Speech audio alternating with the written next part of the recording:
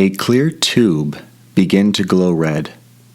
JB's eyes followed the liquid as it left a pouch hanging from an IV pole and made its way down the thin plastic line.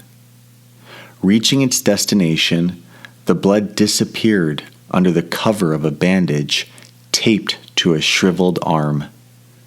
An audible sigh of relief was heard. The elixir was well received. A nurse adjusted the blood bag and went over to examine the patient lying in his bed. She gently touched the connection point to make sure it was properly set. "I'll give you two some privacy," she said as she made her way out of the room. JB stood up from his leather wing-back chair. They were in a bedroom, but it was full of medical equipment. He gazed out the window. It was that special moment at dusk when the dimming sky and the blooming city lights seemed to match brightness. "Still planning to live forever?" he said, while he kept facing the window. A frail and raspy voice strained out a laugh. "Huh, just long enough to outlast you. Come here." JB turned around and bent over the bed. He was struck by an unmistakable smell, something he'd smelled before, an odor of the old and infirmed. It reeked of helplessness, missed opportunities, and final chapters. It was weakness, it was sickening, it was death. He shook off his repulsion and looked down at the gray man. A thin body laid perfectly still in bed, dressed in paisley silk pajamas, and a blanket perfectly fitted up to his waist. Just as neat as if housekeeping made the bed with him in it. His right sleeve was rolled up, exposing the site of his intravenous infusion. He looked fragile, but there was still a determination burning in his eyes, almost bright enough to forget how he looked so incapacitated. "JB, if it wasn't important, I wouldn't have called you over this late in the evening. But it couldn't wait. I need you to do this for me." The old man reached for his nightstand and grabbed an envelope. His pale, bony hand, laced with blue veins and long fingernails, pushed the envelope against JB's hand. "This is for you." JB looked down at a sealed, cream-colored envelope. It was blank on the front, but on the back there was an official government seal. He ran his thumb against the texture of raised gold ink. "The Republic of Cortesia," JB read aloud. "That's right. This message was just delivered from the office of the new Secretary of Finance. Mendoza is out. A new government has been established." "I know. It's been on the news." "Open the letter," said the old man.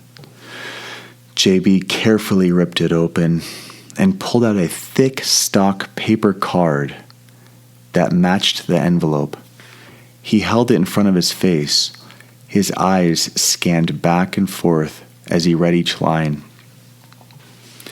"It's a request, a summons, for me to advise them on establishing their new currency," he said as he lowered the card. The old man smirked. "Not a summons, a formal invitation." "You knew about this?" JB asked. "They will be in good hands with you," the old man replied. "I had a feeling our people were there. I just didn't expect to be going personally." "Oh, is that so? And why not you?"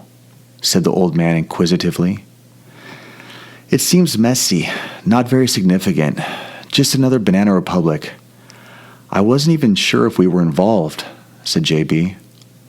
"Small? Yes. Insignificant? No," said the old man. "Given Cortesia's size, this shouldn't be a long project however, a valuable one. JB walked back to the window and gazed at the twinkling skyline in the backdrop of the night. He looked down at the card held loosely in his hands. The invitation is to meet tomorrow, as in the day after today. When did we get this letter? Today, replied the old man, as he lowered his head back down on his pillow to get comfortable.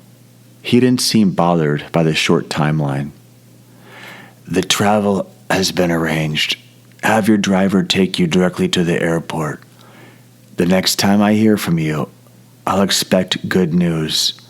Now, if you'll excuse me, I must rest now, and I believe you have a flight to catch. JB exhaled slowly. He tossed the letter back onto the nightstand and made for the door. The nurse was sitting outside the room. "Let me escort you out," she said. "I know my way," JB replied, walking past her without pause. Down the hallway, to the elevator, and 42 stories below. JB made his way out of the building through the loading dock in the back. Always through the service entrance, never anywhere conspicuous. A black sedan slowly crept up the wet alleyway. Beads of rain rolled gently down the paint. The driver's door opened, and a chauffeur scrambled out. His polished black shoes splashed through the shallow puddles as he helped JB into the back seat. "Back home, sir?" asked the driver. "No, take me to the airport and call ahead to make sure one of my travel bags is on board." "Right away, sir." The sound of sloshing tires on wet streets echoed through the alley as the sedan drifted away. Terminal G is small and discreet. It is the part of the airport that executives use to fly private. A plain-looking jet sat eagerly on the tarmac. The engine hummed, and the door was open. At the top of a metal staircase, a curly-haired man with a beard, glasses, and a tweed jacket peeked out. He waved as JB's sedan approached. A flight attendant came down the stairs to greet JB when his car stopped. She stood right next to JB's door until he stepped out. "Your travel bag was just delivered and is on board. Please follow me," she said. JB followed her up the steps. As he lowered his head through the doorway, a hand was extended by the bearded man. JB paused and looked at the hand. The flight attendant chimed in. "Your office sent a Professor Lyle Maxwell to accompany you on your flight." Upon hearing his name, the bearded man grabbed JB's hand as if cued. "Good evening, Mr. Bautista," he said with a wide smile across his face. JB's eyes went from the professor's face to his hand. Then he slowly shook hands with him. "You can call me JB. And you were invited by your office," the professor quickly interjected. "Someone at your office made a quite generous offer just for me to accompany you on your trip and give you a comprehensive briefing on Cortesia." "I see," said JB, resigning himself. He looked around. "Well, let's get comfortable then." Both men sat down in plush tan leather seats facing each other. "Before you gentlemen get started, can I get you a refreshment?" said the flight attendant. JB turned around. "Yes, can you make that all-nighter concoction you did last time?" The professor smiled, tickled by the unique order. "I'll have the same," he added. "Two insomniacs coming right up," the attendant said as she walked away. There was a click of the jet door as it shut. JB looked back at the door. It was a reminder that there was no turning back. He was locked in. "So how much do you know about Cortesia?" asked the professor. The closed door had greatly reduced the engine sound, but the professor was still using his outdoor voice. JB answered softly to reset the volume standard. "Well, I know that there was a coup, and a new government was installed.